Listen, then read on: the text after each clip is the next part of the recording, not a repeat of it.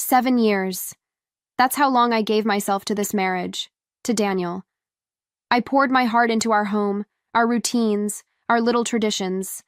I knew the rhythm of his laugh, the way he liked his coffee, the sigh he made before falling asleep. But lately, he's been off, short-tempered, glued to his phone like it held the meaning of life.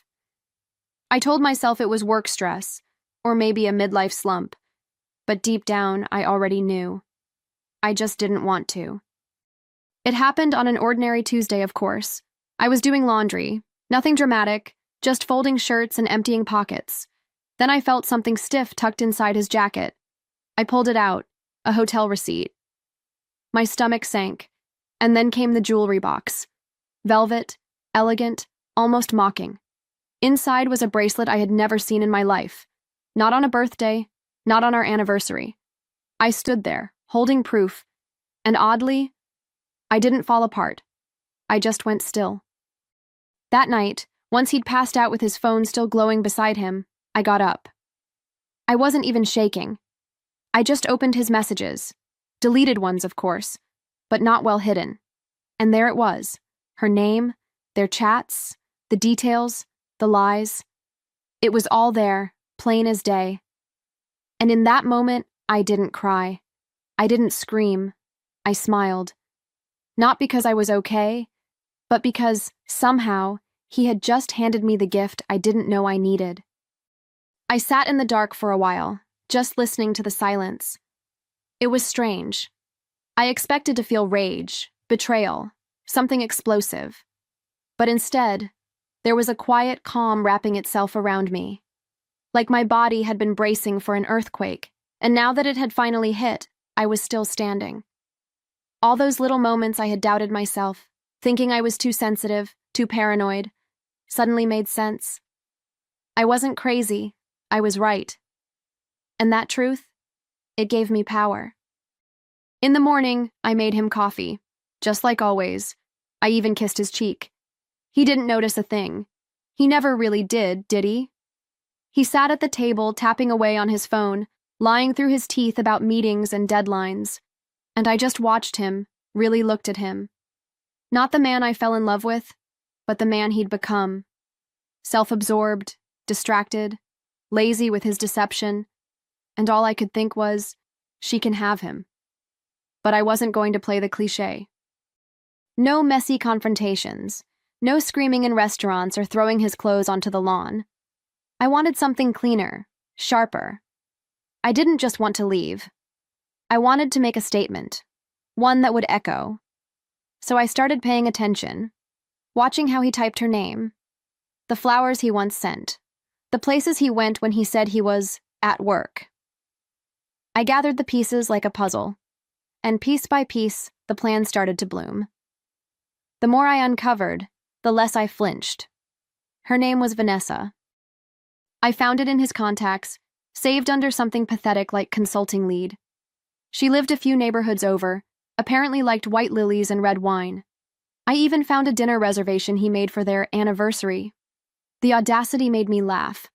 A real bitter laugh that echoed off my kitchen walls. It wasn't heartbreak I felt anymore. It was liberation, laced with just enough mischief to keep me going. It's funny how invisible I must have become to him. Like I'd stopped existing the moment I stopped being convenient. But oh, I was paying attention now. To everything. To every careless text. Every whispered call in the hallway. Every fake smile after he tucked his phone away. And each little detail didn't break me. It built me. Stronger, smarter, more focused than I'd been in years. He thought he was in control, but I was already steps ahead. So I kept my voice soft, my smile warm, my schedule predictable. All the while, I was planning something he'd never see coming. Not a scene, not revenge in the way he'd expect. No, I had something else in mind. Something poetic, precise, a goodbye wrapped in silk and thorns. And the best part? He'd never even realize it was coming until it had already arrived. I became two women at once. The wife he thought he still had, gentle, steady, smiling over coffee, and the woman who had woken up, sharpened by betrayal, quietly setting everything into motion. It was almost theatrical, the way he played his part without realizing I'd rewritten the script. Every late meeting was just more confirmation. Every fake apology a reminder that I wasn't crazy. I wasn't broken. I was done pretending not to know. The first thing I did was dig deeper. I learned her last name through an old payment he made on our joint account. Sloppy. A quick search led me to her profile. Vanessa liked sharing everything. Where she worked, where she jogged, her favorite brunch spot. She even posted the bouquet Daniel gave her last Valentine's. Red roses and white lilies. I memorized every detail, every preference. I wasn't collecting information. I was crafting something precise, something unforgettable. I never cried. Not once. Not when I saw her face. Not when I realized how long it had been going on. I just kept moving, steady, focused, almost graceful in my silence. I smiled at neighbors. I answered his texts with little hearts. I kissed him goodnight. But behind my calm, I was stitching together something beautiful. Because sometimes, the most devastating messages aren't shouted. They're delivered in silence, with flowers, a ribbon, and just the right words. I still remember the sound of the florist's voice when I called. Warm, cheerful, the kind of voice that had no idea it was about to help deliver the softest kind of justice. I asked if they had a delivery service. I gave the name, the address, the exact flower arrangement. Red roses, white lilies, nothing more, nothing less. Would you like to include a card? She asked. I paused, not because I didn't know what to say, but because I wanted every single word to land like a whisper that turns into thunder. I wrote the message slowly. I wanted it to sting, not bleed. I wanted her to read it twice, once with pride, and again with the sinking feeling that she'd just been handed the truth. Thank you for taking this weight off my shoulders. Not rage, not insults, just a nudge, like I was passing a torch she had no idea was already burning out. The florist chuckled when I signed it. That's bold, she said. That's closure, I replied. Back home, Daniel walked in later that evening like nothing had changed. He dropped his keys on the counter, kissed my cheek, asked what was for dinner, and I smiled, genuinely, easily. Because I already knew. I knew that soon, another woman would open her door and receive what she thought was love, wrapped in cellophane and tied with a bow. And I hoped, just for a second, she'd feel it. The weight of the truth I was about to send her way. I didn't rush it. Timing mattered. I waited until Friday, the day he usually claimed he was staying late. I pictured her lighting candles, maybe spritzing perfume, waiting for a man who was never fully hers to begin with. And while he was off spinning more half-truths, I confirmed the delivery. Scheduled for 3 p.m. sharp. I pictured the florist's van pulling up to her door, the box being handed over gently, like it carried something precious. It did, just not in the way she expected. That night, I was almost giddy. I made dinner. I laughed at his bad jokes. He had no clue. Not a single crack in my mask, but inside, I could feel something blooming. Not anger, not revenge. Something lighter, a sense of clarity. I wasn't sending flowers out of spite. I was sending them as a final gesture, a poetic shift in ownership. I had carried this man's weight for far too long. Now, someone else could try. When I went to bed, I didn't check his phone. I didn't need to. Whatever happened next was already in motion. And the best part? I wouldn't have to lift another finger. Because sometimes, truth doesn't scream. It arrives wrapped in elegance, delivered with a smile, and signed with the calm hand of a woman who's finally done being deceived. I imagined her face when she opened the door. Maybe she smiled at first. Who wouldn't? An elegant bouquet delivered in the middle of the day. No occasion, no warning. Red roses, bold and romantic. White lilies, graceful and pure. It probably looked like love. Maybe she thought Daniel was finally making a grand gesture. Maybe she even held them close, let herself believe she'd won something. But tucked inside that beauty was a truth she wasn't ready for. The card was handwritten. I made sure of that. A printed message would have felt cold, distant. But my words? They needed to feel personal. Thank you for taking this weight off my shoulders. Not cruel, not sarcastic, just honest. and right beneath it, the part I knew would echo in her mind long after the flowers wilted. May you enjoy every lie, every late night, and every empty promise. Claire. That was my truth, handed to her like a ribbon-tied confession. I didn't check her social media right away. I didn't need the validation. But a few hours later, it found me anyway. Screenshots being passed around in group chats, then popping up on feeds.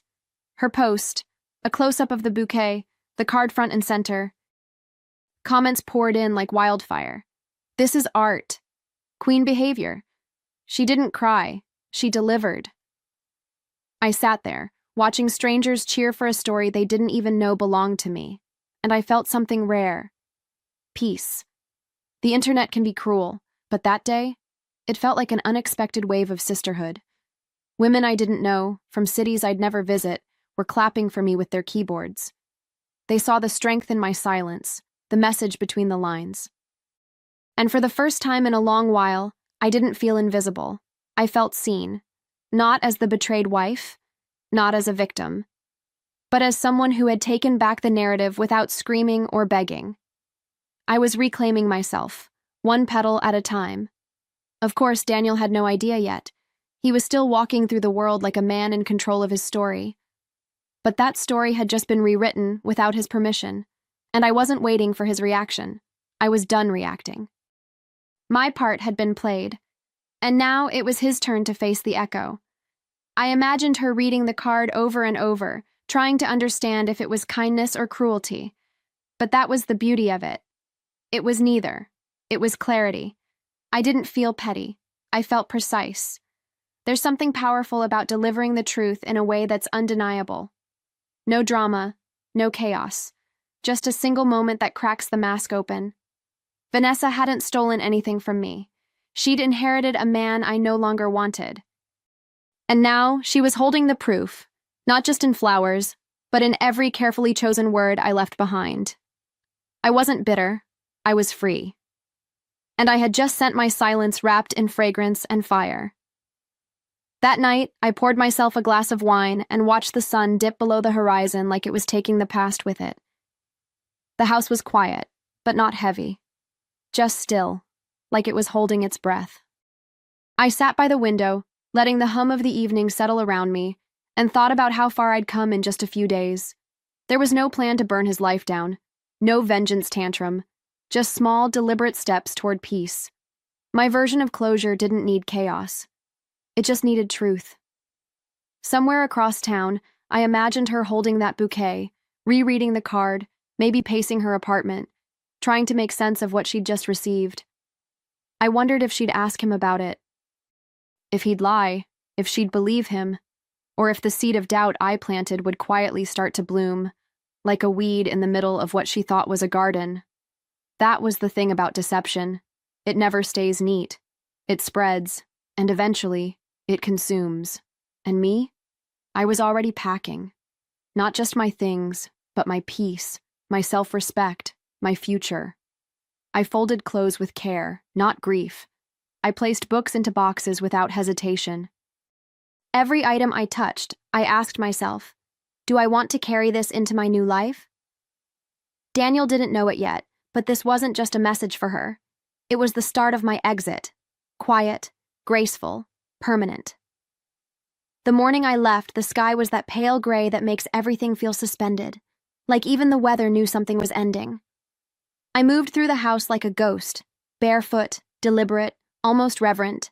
I didn't slam doors or shatter picture frames. I didn't leave mess or noise behind, just space where my presence used to be. I had packed slowly over the past few days, little by little, until only what was mine remained. And now it was time to carry that part of me somewhere new. The bedroom looked bigger without my things. No books on the nightstand, no hairbrush by the mirror, just emptiness. And him, still asleep, blissfully unaware.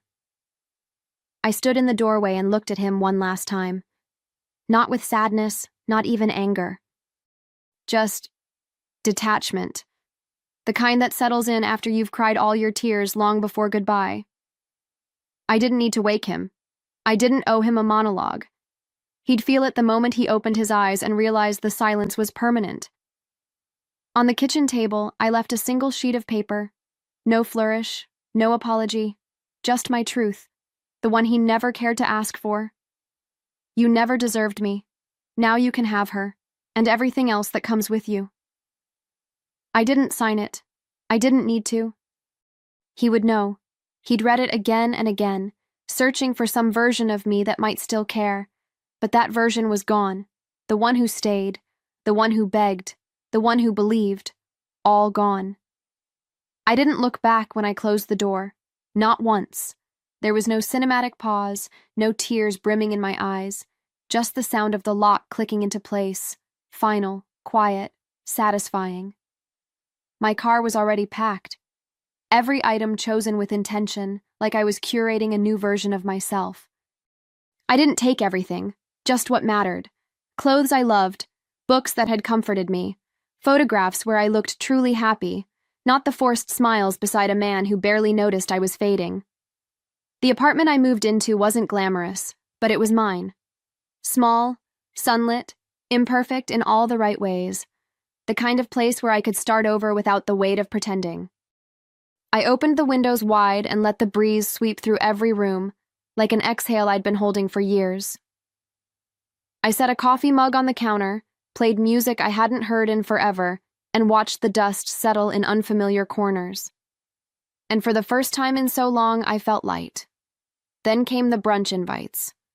From women I hadn't seen in months, maybe years. They'd noticed the card online. They had questions. But more than that, they had warmth. They remembered me before I disappeared into Daniel's world, before I dimmed my light to make him feel bigger. And I said yes. I said yes to every coffee date, every late breakfast, every spontaneous walk in the park. Because piece by piece, I wasn't just leaving him, I was returning to myself. I didn't check in on him, not once.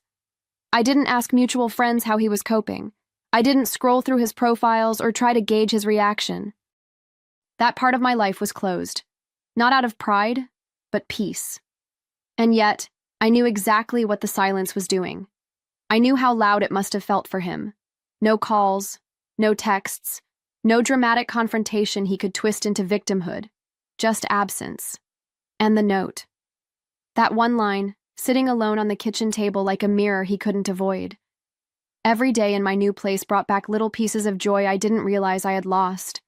The slow mornings, the freedom to cook whatever I wanted. Reading late into the night without tiptoeing, laughing out loud at old sitcoms. It was like I had been underwater for years, and now I was breathing again. Nobody demanding, nobody dismissing, just quiet, the kind that heals instead of hurts. I wasn't rebuilding a life. I was building one that had never been fully mine to begin with, and even in the quiet, I could feel something new taking root. Not revenge, not bitterness. Something softer, something stronger. A freedom that came from letting go, of him, of the pain, of the version of me that tolerated less than I deserved. And while I didn't know exactly what would come next, I knew one thing for sure. The chapter with his name in it was over. And the next one? It was going to be mine, from the very first word. It started with one message, then another, and another. Missed calls, voicemails that stretched into desperate rambles. Claire, please call me. It's not what you think. We need to talk. I didn't even flinch. I watched the notifications pile up like unread chapters from a book I'd already finished. He was scrambling, trying to rewrite history, to soften the edges of his betrayal. But I wasn't interested in revisions. I had lived through the truth, and now I was writing something new, without him. There was a strange satisfaction in not replying, not because I wanted to punish him, but because I didn't owe him anything. I had already said what needed to be said, once, clearly, and silence was my final sentence. He had made his choices, and now he had to sit in the echo of them. I pictured him pacing, phone in hand, confused by my calm. He expected a fight, drama, maybe even a breakdown. But what he got instead was the sound of a woman who had finally moved on. One morning, while sipping coffee on my little balcony, I posted a photo. Nothing dramatic. Just me, glowing, wine glass in hand, laughing under the soft light of a vineyard afternoon. The caption was simple. Turns out letting go of garbage makes room for the good stuff. No names, no details. But everyone knew. The comments rolled in like warm hugs. Thriving. Glowing. She understood the assignment. I didn't need to explain. They felt it. And so did I. The beautiful part wasn't the vineyard or the comments or the glow in my cheeks. It was the feeling inside me, like something had finally unclenched. I wasn't performing happiness. I wasn't trying to convince anyone I was okay. I was okay. More than that, I was light. Lighter than I'd felt in years. Every moment now felt like a quiet celebration, a morning coffee without tension, a slow walk without checking the time. Even silence felt different, not empty, but full of possibility. I started saying yes more. Yes to brunch invites, yes to little weekend trips. Yes to laughing too loud and staying out a little too late. I let myself rediscover the parts of me I had tucked away to make room for him. The woman who danced while cooking, who wore bold lipstick for no reason, who took herself out to bookstores just because. I was meeting myself again, not with shame for the years I lost, but with gratitude that I finally came back. And then, just when I wasn't looking for it, something arrived. A knock at the door, a delivery man, flowers in hand. I raised an eyebrow. "For Claire," he said with a knowing smile. The arrangement was different this time. Soft peonies, eucalyptus, a splash of wildflower yellow. And the note? Simple, kind, honest. Not from Daniel, from someone new. Someone whose name I hadn't even mentioned yet, but whose presence had been gently growing in the background of my life. I held the card in my hands a moment longer than I needed to, not because I was hesitant, but because I was present. I read the words again, slowly this time. For no reason other than I thought of you, and smiled. No grand declaration, no promises, just something soft, something sincere. And in that small gesture, I felt seen in a way I hadn't in years. Not as someone's wife, not as someone's second thought, just as me, Claire. And that was enough. I placed the flowers in the center of my table, next to a new book and a half-empty mug of tea. There was no need to photograph them, no urge to post.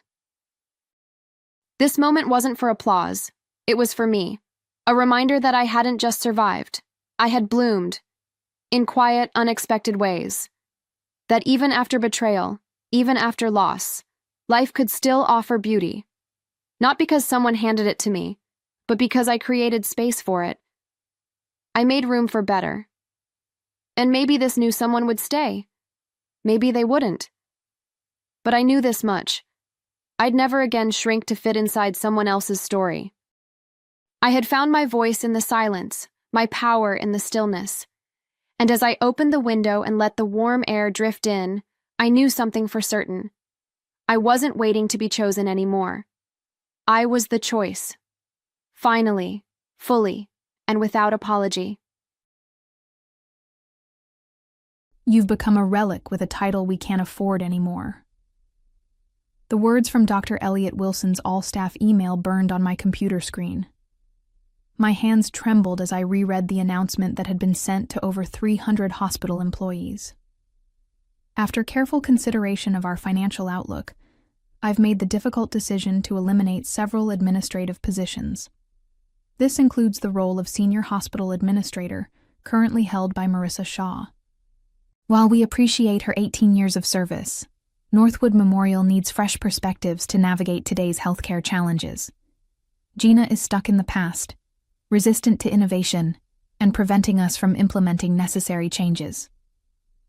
I sat back in my chair, stunned by the public humiliation. My name wasn't even spelled correctly. I'd never been Gina to anyone. The personal attack was completely unprofessional, But then again, so was Dr. Wilson. My name is Marissa Shaw. I'm 44 years old, and until this morning, I was the senior hospital administrator at Northwood Memorial Hospital in Portland, Oregon. I dedicated my entire career to this institution, working my way up from an entry-level position. I'd weathered budget cuts, staffing crises, and 3 major transitions in leadership. But nothing had prepared me for this. I heard a soft knock at my door. It was Vanessa, my assistant, her eyes wide with concern. "Marissa, I'm so sorry. This is awful. He can't just—" "He can," I said, taking a deep breath. "As chief medical director, he has the authority to restructure administration. I knew something was coming when he canceled our last 3 meetings. Dr. Wilson had arrived 6 months ago with grand promises and an impressive resume. He spoke of innovations and efficiencies, but showed little interest in understanding how our hospital actually functioned. His first act had been to eliminate free parking for staff. His second had been to reduce nursing coverage on night shifts.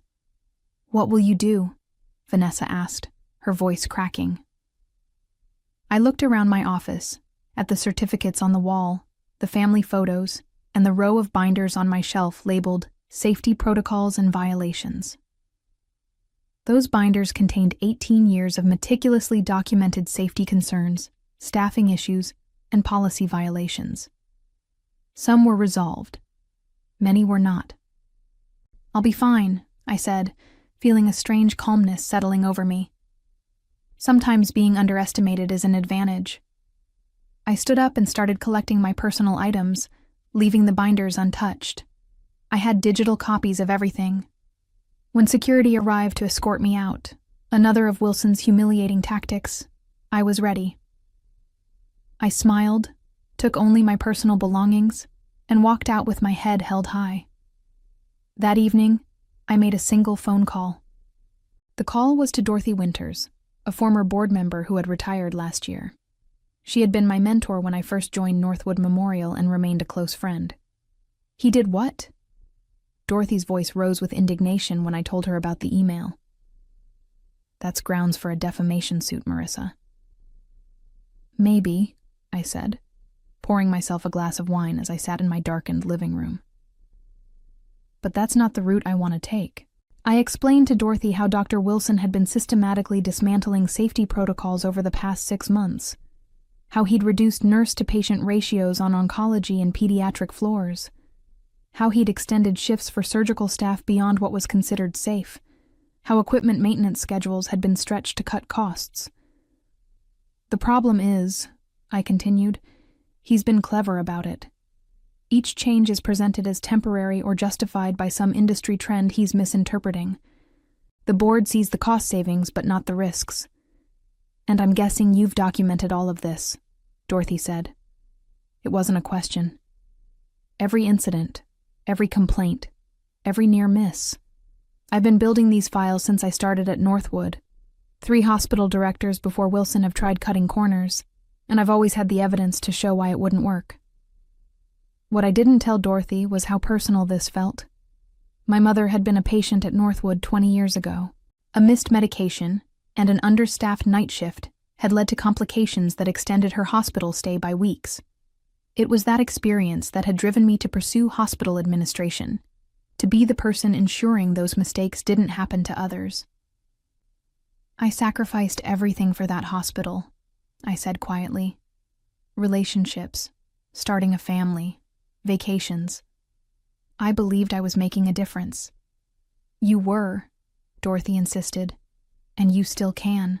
The question is, what do you want to happen now?" I took another sip of wine, considering my options. I could walk away with a severance package and find another position. I could file a wrongful termination lawsuit. I could retire early as Wilson intended, or I could fight. "I want to protect the patients," I said finally, "and the staff who are being pushed to their limits, but I need to be strategic about this." "Smart," Dorothy agreed. "Wilson has the board's ear right now, but that can change quickly if the right information comes to light." I glanced at my laptop, thinking of the files I'd been maintaining. Years of documented safety violations, staffing concerns, and policy breaches. Concrete evidence that could not be dismissed as the complaints of a disgruntled former employee. "Give me a few days," I said. "I need to organize my thoughts and my evidence." 3 days after my humiliating dismissal, I sat at my dining room table surrounded by printouts of emails, policy documents, and incident reports. I'd spent hours organizing the most compelling evidence of safety violations under Dr. Wilson's leadership. My phone buzzed with a text from Jessica Palmer, the night shift charge nurse in the emergency department. "You wouldn't believe what happened last night. 2 nurses called out sick and weren't replaced. We were at dangerous levels all night. A patient with chest pain waited 4 hours to be seen. Wilson says it's the new normal, and we need to adapt." I added this to my growing file. It wasn't just anecdotal evidence anymore. The statistics showed a clear pattern. Incident reports had increased 37% since Wilson took over. Near misses, potential errors caught before they harmed patients, were up 42%. Staff turnover had doubled. My doorbell rang, interrupting my thoughts. I opened it to find Vanessa standing there with a takeout bag. "I figured you weren't eating properly," she said, pushing past me into the kitchen. "Also, I have updates." As she unpacked containers of Thai food, Vanessa filled me in on the chaos at Northwood. "Wilson announced your replacement today. It's his former colleague from Chicago, Thomas Barton. No healthcare administration experience, but apparently a visionary in healthcare economics." I snorted. Translation: "He knows how to cut costs regardless of impact." "Exactly," Vanessa nodded. "Oh, and they're implementing a new staffing model next week. Nurses will cover more patients, and they're cutting support staff hours." "Has anyone raised concerns?" I asked, though I already knew the answer. Catherine in nursing tried. Wilson told her if she couldn't handle the workload, perhaps she should explore opportunities elsewhere. Catherine Morris had been Northwood's nursing director for 15 years. She was respected, efficient, and uncompromising when it came to patient safety. If Wilson was pushing her out too, the situation was worse than I thought. "What's your plan?" Vanessa asked, studying my expression. "You have that look you get when you're plotting something." I hesitated. Vanessa was loyal, but involving her could put her job at risk. "I'm considering my options," I said carefully. The most direct route would be going to the board with evidence of unsafe practices, but Wilson has them convinced he's saving the hospital from financial ruin. "What about the healthcare authority?" Vanessa suggested. "An anonymous tip about safety violations would trigger an investigation." I'd considered this, but regulatory investigations moved slowly, and Wilson could cover his tracks. I needed something more immediate. "I'm thinking I might need to approach this from multiple angles," I said. "The regulators, yes, but also the medical staff who have concerns, the patients who've experienced declining care, and possibly the media." Vanessa raised an eyebrow. "Going nuclear, huh?" "Not yet," I replied. "But I'm preparing for all possibilities." What I didn't say was how angry I felt. Not just about losing my job, but about the disregard for safety I'd spent my career protecting. Wilson wasn't just pushing me out. He was undoing years of work that kept patients safe. I thought about the binders in my office, the evidence I'd accumulated, and made a decision. It was time to act. A week after my dismissal, I sat in a quiet corner of a cafe 3 blocks from Northwood Memorial, nursing a cup of coffee that had long gone cold. Across from me sat Dr. Andrew Bennett, chief of surgery, and someone I'd worked closely with for over a decade. "I shouldn't be meeting with you," he said in a low voice, glancing around nervously. "Wilson made it clear that anyone maintaining contact with you would be seen as undermining the new direction." "Yet, here you are," I observed. Andrew sighed, running a hand through his salt and pepper hair. "What's happening isn't right, Marissa. Wilson is making decisions that compromise patient care, and nobody seems able to stop him. Tell me what's changed since I left, I said, pulling out a notebook. For the next 30 minutes, Andrew detailed alarming developments. Surgical teams working double shifts, equipment maintenance postponed, supplies rationed to the point where staff were bringing their own basic items. Most concerning was the new streamlined patient discharge process that prioritized freeing up beds over ensuring patients were ready to go home. We had 3 readmissions last week because patients were discharged too soon, Andrew reported grimly. One was an elderly woman who went home without proper medication instructions. She was back in the emergency department 12 hours later, much worse than when she left. Are people documenting these incidents? I asked. Andrew nodded. We're trying, but Wilson's appointed administrators who minimize concerns or lose the paperwork. Catherine's been keeping her own records, but she's walking on thin ice already. I slid a USB drive across the table. I need you to give this to Catherine. It contains templates for documenting unsafe conditions in a way that can stand up to regulatory scrutiny. Andrew pocketed the drive. What are you planning, Marissa? I'm gathering evidence for the healthcare authority, I admitted. But I need current documentation that corroborates the patterns I've been tracking. You know this could end careers, right? Including yours and mine? I met his gaze steadily. What about the patients whose lives we're supposed to be protecting? How many of them will suffer because we were too afraid to act? Andrew looked down at his coffee. You're right. It's just intimidating. Wilson has the board wrapped around his finger. He's promising financial miracles. Financial miracles usually come at a cost, I pointed out. In this case, patient safety. I'll help, Andrew decided. But be careful. Wilson's more connected than you think. His brother-in-law is on the hospital association board, and he's got friends at the state level. That was information I hadn't known, and it complicated matters. If Wilson had allies in regulatory bodies, my complaints might be buried or dismissed. As we parted ways, Andrew caught my arm. There's something else you should know. Wilson's been telling people you were fired for incompetence, that you mismanaged budgets and falsified staffing reports. He's essentially blaming the hospital's financial problems on you. The accusation hit me like a physical blow. Not only had I been humiliated and pushed out, but now my professional reputation, built over 18 years of dedicated service, was being systematically destroyed. Thanks for telling me, I managed, struggling to keep my voice steady. Walking back to my car, I felt a surge of anger unlike anything I'd experienced before. Wilson wasn't just endangering patients.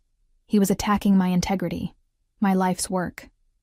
The gloves needed to come off. When I reached my car, I made a decision. It was time to involve someone I'd been hesitant to contact. James Lloyd, an investigative reporter who had covered healthcare issues for the Portland Tribune. He'd reached out to me years ago about a story on hospital administration, and I'd declined to comment. I found his card in my contacts and sent a text. We should talk. I have information about patient safety risks at Northwood Memorial. His response came almost immediately. Been waiting for this call. When and where? James Lloyd was younger than I expected, probably in his early 30s, with intense eyes behind wire-rimmed glasses. We met at a park far from the hospital, where I laid out my concerns about Northwood under Wilson's leadership. I've heard rumors, James admitted, recording our conversation with my permission. Staffing complaints, unusual turnover rates, but without someone on the inside, it's hard to verify. I've got more than rumors, I said, handing him a folder. These are redacted copies of incident reports from the past 6 months. They show a clear pattern of increased safety risks correlating directly with Wilson's policy changes. James flipped through the documents, his expression growing more serious with each page. This is concerning, but Wilson could argue these are isolated incidents, or the result of system-wide healthcare challenges. That's why I've also compiled these. I pulled out a second folder containing statistical analyses. These show that while similar hospitals in our region maintained consistent safety metrics, Northwoods have declined dramatically since Wilson's arrival. James whistled softly. You really did your homework. 18 years of homework, I corrected. I've been tracking these patterns through multiple administrations. The difference is that previous directors listened when presented with evidence. Wilson fired me instead. Why go public now? Why not take this directly to the board? It was a fair question, and one I'd asked myself repeatedly. The board hired Wilson specifically to cut costs. They're seeing the financial improvements without understanding the safety trade-offs. And Wilson has convinced them I'm incompetent and bitter. James nodded slowly. So, you need public pressure to force their hand. Exactly. Once patients and the community understand what's happening, the board will have to act, regardless of Wilson's connections. This is a solid story, James said. But you should know what you're getting into. Wilson won't take this lying down. He'll attack your credibility, your motives. He's already doing that, I pointed out. At least this way, the truth gets told. As James packed up the documents, promising to verify my claims independently, I felt an unexpected twist of doubt. Was I doing this for the right reasons? Was it about patient safety, or was it about my wounded pride? The answer came to me as James asked one final question. What's your best case outcome from this? Without hesitation, I replied, that Northwood returns to prioritizing safe, quality care over cost-cutting. Whether I'm part of that future or not is secondary. That evening, I received an unexpected call from Dorothy. Wilson's making moves, she said without preamble. He's been calling board members individually, telling them you're planning to sue the hospital for wrongful termination. He says you're fabricating safety concerns to strengthen your case. My stomach dropped. That's not true. I have no plans to sue. I know that, but they don't.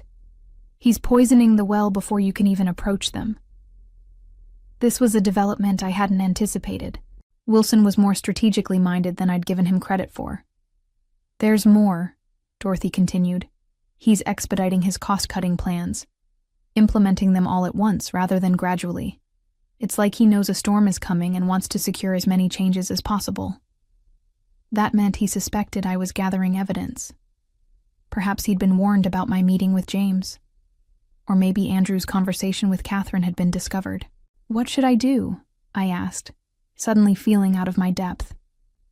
Stay the course, Dorothy advised, but be prepared for things to get ugly.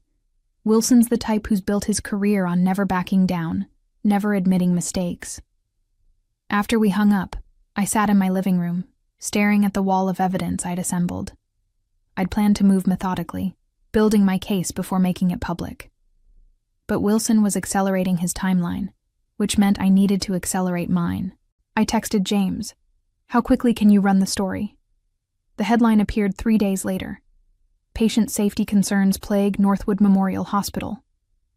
James had worked quickly, verifying my claims with other staff members and comparing Northwood's safety metrics with state averages. The article didn't name me as the primary source, but it did mention recently terminated administrative staff who had raised concerns. My phone began ringing almost immediately. First was Catherine, the nursing director. "It's a madhouse here," she reported. "Wilson called an emergency meeting for all department heads. He's furious, demanding to know who talked to the press." "Has he addressed any of the safety concerns?" I asked. "Not at all. It's all about controlling the narrative and identifying the traitors. He's threatened termination for anyone found to have spoken to reporters." Next was Andrew, who had a more measured take. "The medical staff are quietly celebrating. Someone finally said what we've all been thinking. The board is in emergency session right now." The most surprising call came from James himself. "You need to turn on Channel 4 right now." I flipped on the television to see Dr. Wilson standing at a podium, hospital administrators flanking him. His expression was grave as he addressed the cameras. "The allegations printed in this morning's Tribune are categorically false," he stated firmly. "Northwood Memorial maintains the highest standards of patient care. These fabricated concerns appear to stem from a former employee who was terminated for incompetence and has been engaged in a vendetta against this institution." He went on to describe me, not by name but clearly identifiable, as disgruntled, resistant to necessary change, and willing to damage the hospital's reputation out of spite. "We have retained legal counsel," Wilson continued, "and will be exploring our options regarding this defamatory article." I muted the television, my heart racing. He was attacking me publicly, questioning my integrity and professionalism. "You've got him running scared," James said over the phone. "But this is just the beginning." "What happens next?" I asked. "Next is when things get interesting." The state healthcare authority contacted me after the article ran. They want to see all the documentation. This was faster than I'd expected. Typically, regulatory bodies moved at a glacial pace, but perhaps the public nature of the allegations had forced their hand. "I have copies of everything ready to go," I told him. "But what about Wilson's legal threats?"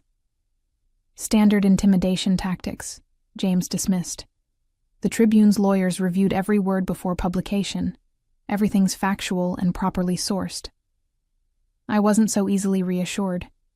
Wilson had resources and connections I didn't. While I'd been meticulous in my documentation, I knew how facts could be twisted, how narratives could be shaped to villainize whistleblowers. Later that afternoon, I received an anonymous email from a Northwood email address. "Check patient readmission reports for oncology over the last 2 months. Pattern of premature discharges followed by complications. Wilson personally approved new discharge protocols despite multiple objections from oncologists." This was exactly the kind of specific, verifiable information that could strengthen the case against Wilson. I forwarded it to James, who promised to follow up. By evening, news vans were parked outside Northwood. The local healthcare workers' union had issued a statement supporting the Tribune's investigation and calling for a full review of the hospital's safety protocols. Patient advocacy groups were demanding answers.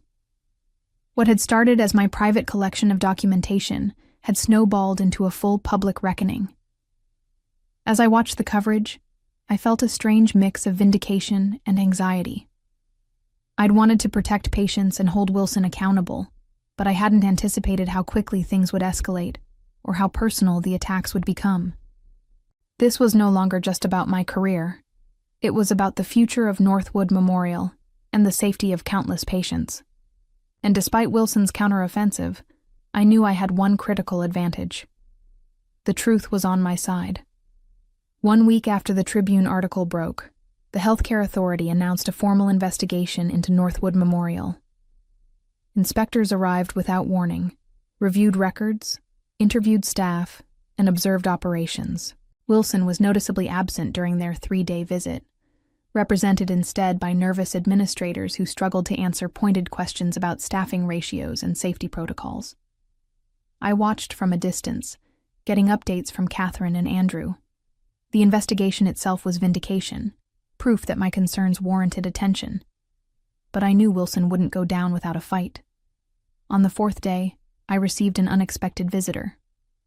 Thomas Crawford, chair of the hospital board, stood on my doorstep looking uncomfortable. "Mr. Crawford," I said, genuinely surprised. "I didn't expect to see you here." "May I come in?"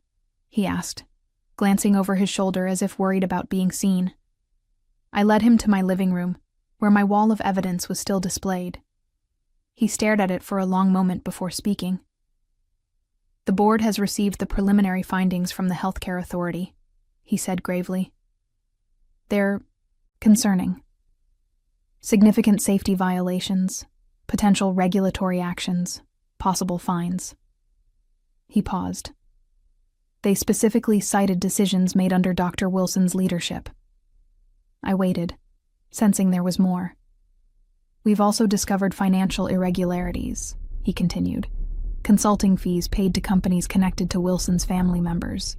Questionable equipment purchases from vendors where he holds interests. This was a revelation I hadn't anticipated. My focus had been entirely on safety violations, not financial impropriety. The board has called an emergency session for tomorrow, Crawford said. Wilson has been placed on administrative leave pending a full review. He looked at me directly. We'd like you to attend the meeting, to discuss next steps. I'd imagined many outcomes when I began this process, but reinstatement had never been one of them. I'd assumed my career at Northwood was over, regardless of how things played out with Wilson. Are you asking me to return? I clarified. Crawford nodded. The board recognizes we made a serious error in judgment, both in hiring Wilson and in allowing your termination. Your knowledge of the hospital's operations is exactly what we need right now. The board meeting was tense, with members clearly divided on how to proceed. Some, including Crawford, acknowledged the errors in judgment regarding Wilson. Others were still defensive, suggesting the problems had been exaggerated. Wilson himself was absent, represented by an attorney who made vague statements about differences in management philosophy and misunderstandings about policy changes. When it was my turn to speak, I laid out not just the safety concerns, but my vision for addressing them. Reinstating proper nurse-to-patient ratios, resuming regular equipment maintenance, and implementing a system of checks and balances to prevent future compromises to patient care. These aren't radical suggestions, I emphasized. They're standard practices that Northwood successfully maintained for years before recent changes. Yes, they have costs, but so do readmissions, complications, and regulatory fines. The debate continued for hours, but by meeting's end, the board had reached several decisions. First, Dr. Wilson's employment was terminated, effective immediately. Second, I would be reinstated as senior hospital administrator, with an expanded role overseeing safety compliance. Third, an independent audit would review all policy changes implemented in the past 6 months, with immediate reversal of any that compromised patient care. As the meeting concluded, James Lloyd's story hit the online edition of the Tribune. Healthcare Authority confirms safety violations at Northwood. Director removed. The article detailed not just the safety concerns, but also the financial irregularities discovered during the investigation. Walking out of the boardroom, I felt a complex mix of emotions. Satisfaction that patient safety would be restored, relief that my professional reputation had been vindicated, but also awareness of the damaged relationships and trust that would need rebuilding. Catherine met me in the hallway, a tentative smile on her face. "Welcome back," she said simply. "There's a lot of work to do," I replied. "Yes," she agreed, "but this time we'll do it right." In the weeks that followed, I led the implementation of systemic changes at Northwood. We returned to appropriate staffing levels, reinstated essential safety protocols, and established transparent reporting systems for safety concerns. The Healthcare Authority's final report outlined 27 significant violations under Wilson's leadership, resulting in substantial fines, but more importantly, a roadmap for improvement. Wilson, facing professional disgrace and potential legal issues related to financial improprieties, left Portland entirely.